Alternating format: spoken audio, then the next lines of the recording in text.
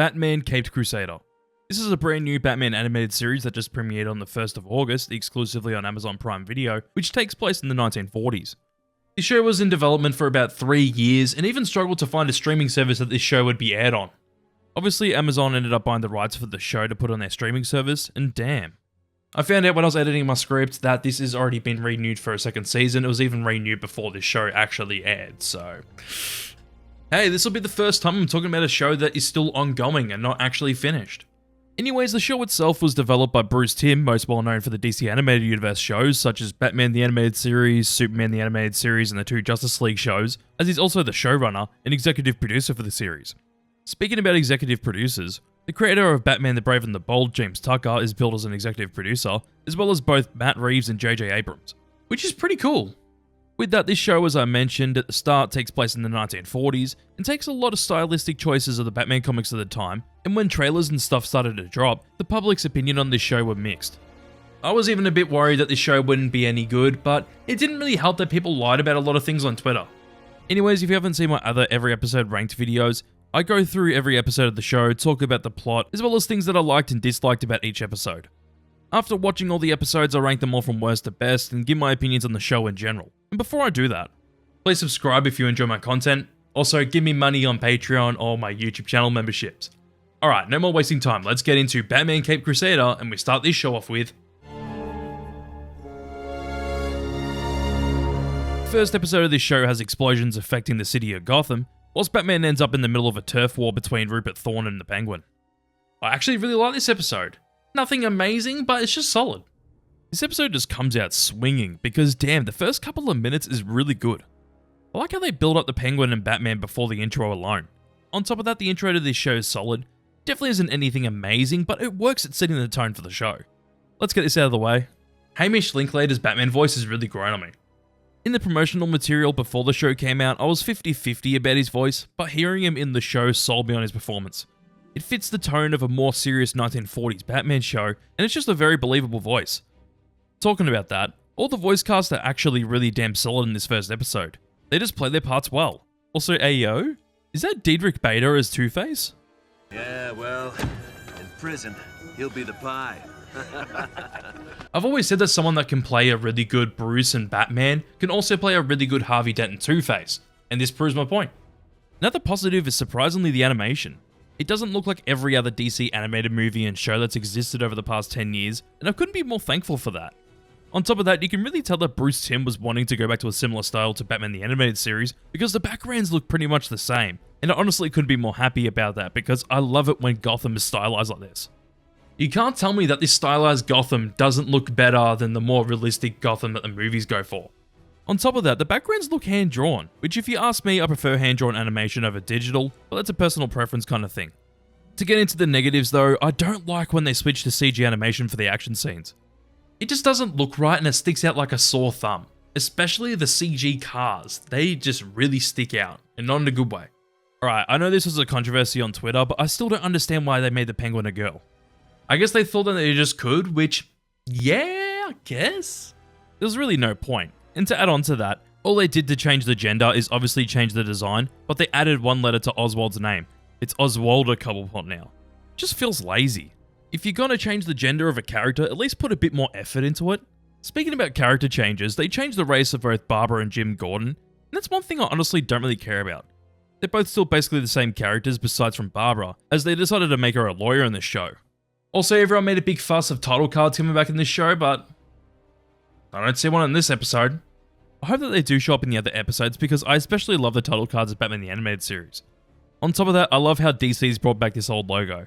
I prefer the 2005 to 2012 logo, but I'm very happy with this one being back because it's good. I did enjoy this episode overall though, so I wonder where the show goes from here.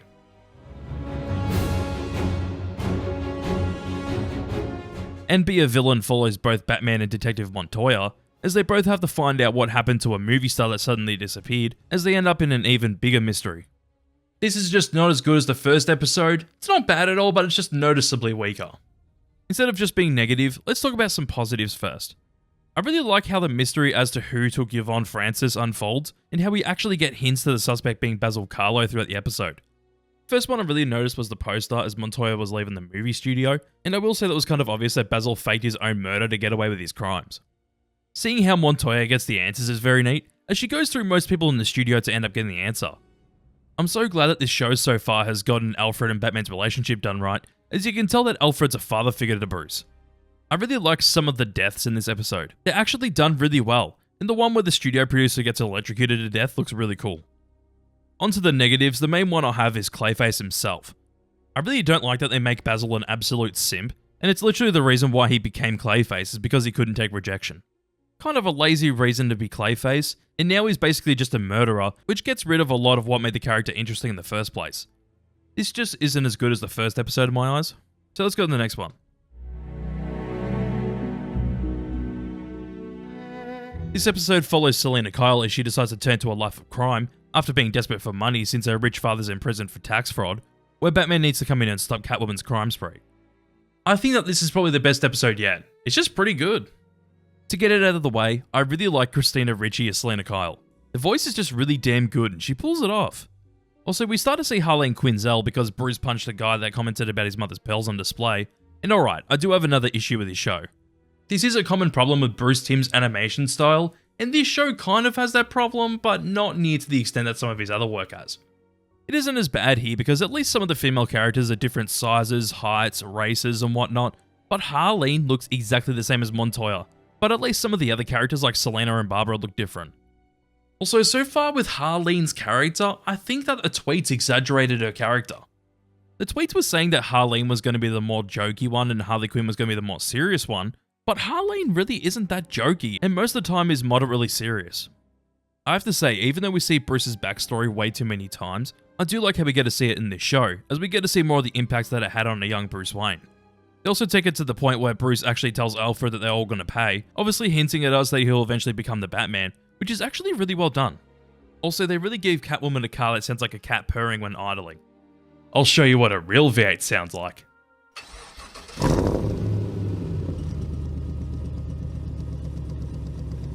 But I guess it's kind of clever, even though the design of the car itself is kind of goofy. Also, when Batman gets Catwoman, he uses handcuffs on her to obviously restrain her, but he cuffs her to a table that she could just easily lift up and escape. Even with the issues I have, it really doesn't weigh down the episode much, because I do think that this episode nails the chemistry between both Batman and Catwoman down to a T. 3 episodes in and I'm honestly impressed so far. So let's keep the ball rolling with The Night of the Hunters has Mayor Jessup getting a task force together, putting Detective Montoya in charge to put a stop to Batman, where both Detective Flass and Bullock decide to do it their own way, by letting Firebug out of prison as he plans on lighting Gotham on fire. Okay, is Firebug actually a character in the DC universe before this, or is it just a compromise for Firefly, since it seems a bit far-fetched to make someone fly in this time period? I genuinely don't know. Now, I think that this is the best episode so far. It's actually really fucking good. I really like how we get to see the public's opinion on Batman before the mayor announces that he's getting a task force together to put a stop to Batman. It just shows that most of the people in Gotham are actually afraid of Batman and are even scared to go out at night because of how he treats criminals. Montoya's plan's honestly not the best idea, but it's cool to see Batman avoid the police as they've decided to use officers to stage crimes across Gotham, and with that the car chase is pretty neat where we get to actually see a bit of what this Batman's Batmobile can actually do. One thing I want to mention is that I like how Harvey's been in every episode so far running for mayor. It's a really good thing because I feel like it will make his turn into Two-Face that much better since we've gotten to know this character as the cocky district attorney, and I'm definitely interested to see how he transforms in the future. It's also interesting to see him comment about the current mayor's efforts to stop Batman and say that he would do better for the people of Gotham if he was mayor. Also, you know what I said about Montoya and Harleen looking the same? Well, holy shit they do. So they bring Harleen in to potentially find out what Batman might be thinking, and when it cuts back and forth between the two, it's just nearly impossible to notice the difference. They have the slightest differences, but they really just thought that giving Harleen glasses and a different hairstyle would make them look different, didn't they? I will say, I really like the visual behind Firebug's eyes, where he sees Gotham all up in flames. It actually looks really good and shows that he just wants to make Gotham burn because he likes it. Another negative that I have for this show so far that I was going to mention in the last episode is that sometimes the running looks extremely goofy. It just doesn't look quite right, but some other times it looks completely fine. God damn, I didn't expect Flash and Bullock to shoot Firebug to death, but it's actually really well done. Speaking of well done, I like how Jim Gordon gets a moment with Batman as he helps Batman get the kids out of the burning building. I'm actually interested to see how his opinion changes on Batman over time throughout this show. Also, goddamn, Flash and Bullock got promoted for what they did in this episode? Shit. But this is at the top. The stress of her regard has someone kidnapping and brainwashing the rich and powerful men of Gotham, as Batman has to find out who's kidnapping the men and also why they're doing this. Damn, this episode isn't as good as the last two, but it's still solid. It does start off with King Tut, an AO? My script corrected it to King Tit. Okay. No fucking way we have King Tut at the start of this episode, but alright, I'm down. It's very similar to the Batman the Animated Series episode Make 'em Laugh, where the Joker's brainwashing comedians to become villains, but this time around it's Harley doing it to the rich and powerful men of Gotham. I'm definitely cool with that. Also, ew, what the fuck? We really get the feet tickling after the intro of the episode? That shit's disgusting, but not in a disturbing way like this show was going for. To get into a positive, I always dig it when they use smoke to emphasize how Batman sneaks up onto people. It always looks great. I will say, I actually don't mind this different interpretation of Harley Quinn. It's definitely not as good as the original Batman the Animated Series adaptation, but I like the idea of how Harley Quinn is the other side of Harleen Quinzel as a therapist, where Harley's the one that takes her therapy sessions to an extreme and illegal level. With that though, they really could have just made this a completely different character, because they've only got two things in common from this version to the original Batman the Animated Series version. First thing is the name, secondly is that she's a therapist. That's it. Anywho, I like the mystery out of this episode, where Barbara out of anyone decides to investigate the mystery of this episode and find out that it's her best friend behind it all. It's just good that this episode actually gives Barbara a lot to do and shows why she's useful on her own. Also, the two characters that look the exact same have a thing going on with each other. Wasn't developed at all, and the two characters were only in 2 or 3 scenes together in this show before now, but okay, just seems really rushed. And to add on to that, looking back at this show, this plot point goes nowhere after this episode. They literally don't talk about it at all. Also, I'm not even going to bother to dive into the quote-unquote woke mob attacking this bit. God, I hate saying the word woke, because my only problem with it is that it just isn't developed at all. But I think the question people should actually be asking is, does this certain thing take away anything from the episode itself? No, not really, so who cares? Anyways, this goes above and be a villain, but below in treacherous waters.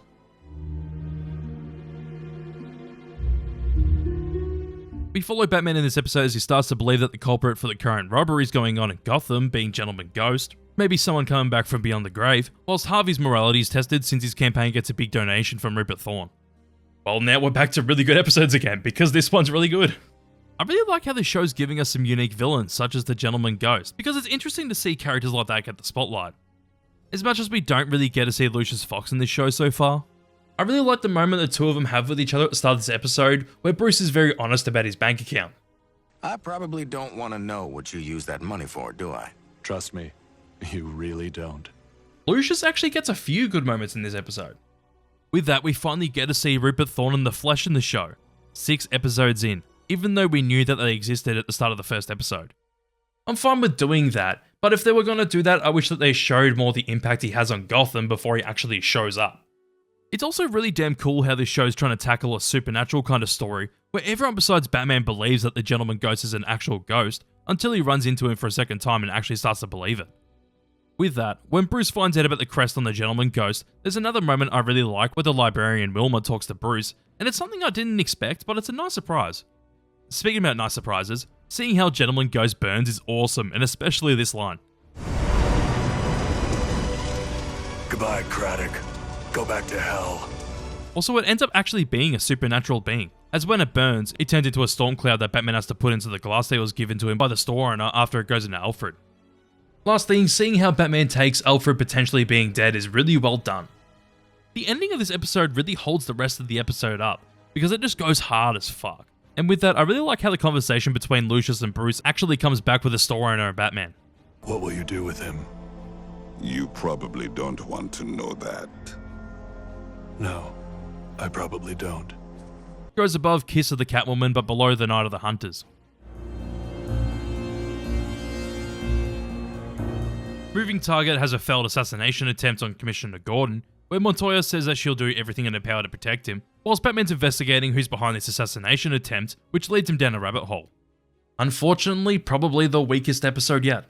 I was surprised that Floyd Lawton tries to shoot Commissioner Gordon.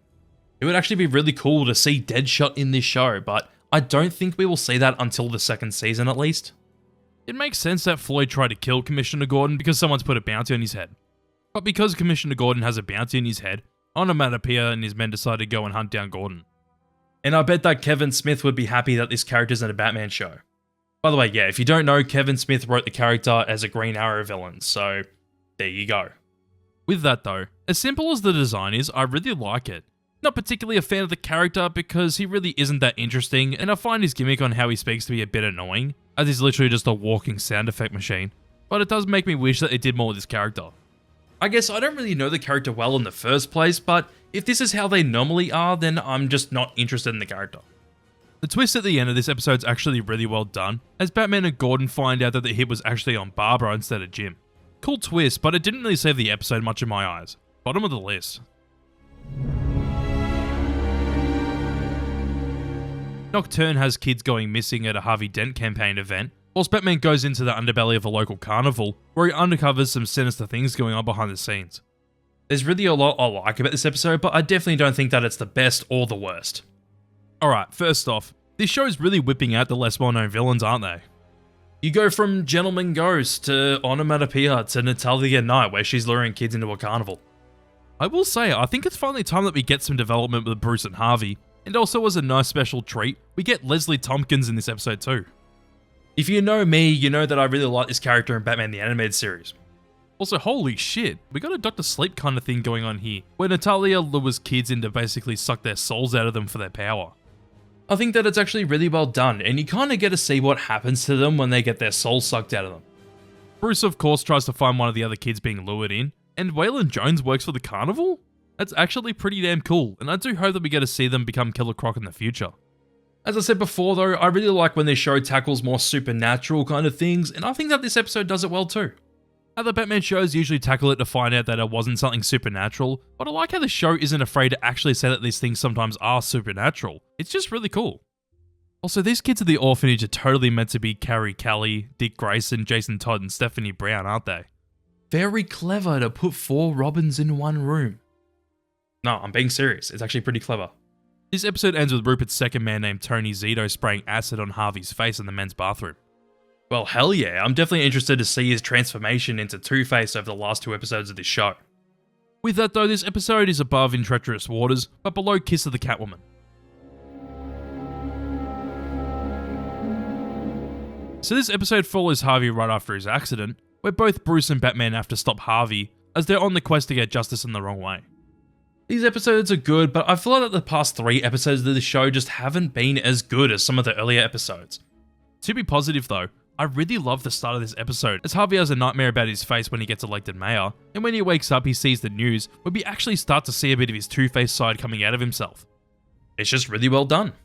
Speaking about well done, we get to see more of Bruce and Harvey's friendship as Bruce tries to get his mind off things by taking Harvey out, but when he does, Harvey's other side seems to be coming out more and more. Gets to the point where Harvey tries to punch Bruce as he loses control, and just that whole dinner scene's really good. From there, Harvey just goes off the deep end, and with that, I do prefer a bit more of a stylized version of Two-Face. Maybe it's just me, but I really like the contrast between the 2 sides of him, and hey, to bring up Batman the Animated Series again, it's just the peak design. Anyways, as I said at the start of the show, Diedrich is actually pretty good as Harvey and Two-Face. I just kind of wish that we got to hear more of his Two-Face voice more throughout the episode. We mainly hear it at the start of the episode, and not too much throughout the rest of the episode, even when his other side's in control. What I mean is more of that growly voice at the start of the episode. I felt like it sounded different there compared to what it does the rest of the episode. Another thing I really like is how the Harvey stuff is affecting both Bruce and Batman, as he seems to be getting more and more shitty with the people around him, and feels responsible for his change. Speaking about that, I fucking love when Batman's in the shadows like this. It always looks fantastic. My only real negative is that I wish we kind of got to see Harvey's mental battle a bit more, because he kind of just kills the men without a thought, but only thinks about it after he's done it. The only time we really get it is at the end of the episode where he surrenders to Batman after Rupert and his son got away. Goes above In Treacherous Waters, but below Nocturne. Final episode of this show so far follows both Barbara and Batman as they try to keep Harvey safe until he testifies in court, but a war between Gotham's heroes and villains erupts. This is just a little bit better than the last episode. This episode does the right thing by focusing on the grief that Harvey feels for what he did in the last episode, and it's really well done as he confesses his grief to Barbara. It's also really interesting to see Barbara and Batman work together, as they both hate to see Harvey the way he is at the moment. On top of that, we get more good scenes with Bruce and Harvey, which I like quite a lot, and of course everything goes wrong as Flash and Bullock kidnap Harvey, and with that, I'm not a fan of Bullock being a corrupt cop. They could have just used a completely different cop to be corrupt, because when I think of Bullock, I think of Batman the Animated Series, where he's a bit of a goofball but can still be a good cop with the right morals. Instead, this time around, Bullock's just a dumbass that works for Rupert Thorne, and that's pretty much it. Back into the positives, the big fight between Rupert's men and the heroes is quite good, especially the end of the fight where Harvey actually takes a bullet for Barbara. I will say, I'm not a fan of Batman shooting Flash's gun at him. They should have just had the moment where Batman punches Flash and throws the gun into the ocean. After all, his parents' murder is the reason why he doesn't use guns, but yet he uses one to scare Flash? Like, huh? Also, Harvey actually dies in this episode, which is something I really didn't expect. And with that, I swear that this background was used in Batman the Animated Series. I might be tripping, but it might be a room in Wayne Manor in the show, or maybe the movie Mask of the Phantasm. Maybe, as I said, maybe I'm just tripping. Anywho, the ending of this episode fucks so hard. We of course get a Batman the Animated Series homage with this Batman, but oh shit, we get a teaser to this show's version of the Joker, as 5 people are affected by Joker's venom in a shack.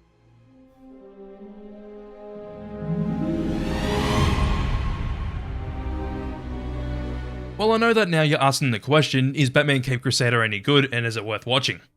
Yes it is. You should go watch it, it's really good. It definitely had its ups and downs, but overall this show just gives us a pretty damn good Batman show set in the 1940s. The show starts off good, but from there it actually gets better after the second episode, then it kind of drops off a little after episode 6. Yeah, the real standouts here are the Night of the Hunters and Night Ride. The Night of the Hunters just does a really good job in setting up a premise where the police force are forced to hunt down Batman, as both Flash and Bullock go to extreme methods to hunt him down, and with the other episode being Night Ride, we explore more supernatural elements with the spirit coming back to haunt Gotham, and I surprisingly really liked when this show tackled supernatural elements. For real, the moment where Gentleman Ghost burns goes so hard. It reminds me of the movie The Batman vs Dracula, and if you've seen it, you know why. There are some things that I don't like, such as a few character choices and a few other things, such as some character designs and the CG cars, but I can get past those things because it doesn't take that much away from the experience of watching this show.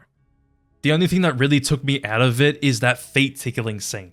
It just felt like the weirdness of Bruce Timm came out way too much, and it was just distracting. I have to say that I was actually a little worried about this show because of what people were tweeting about it, and also with the news that came out before the show released, and I gotta say, after watching it, I just really like this show. Also, speaking about what people say on Twitter, people were saying that Barbara and Bruce were going to get together in this show, and it was apparently a leak and whatever, but they just spoke absolute shit. That never happens in this show, and they obviously did it for attention, but there are just a few things that I would personally improve for the second season of this show, which I know it's been greenlit for a second season anyways. Also, with that, we need to see more of Alfred and Bruce being together, because I feel like this show doesn't show it that much, and there's a lot of potential with that. To get back into the positives though, I am so thankful that this DC animated show doesn't look like every other DC animated show or movie in the recent days.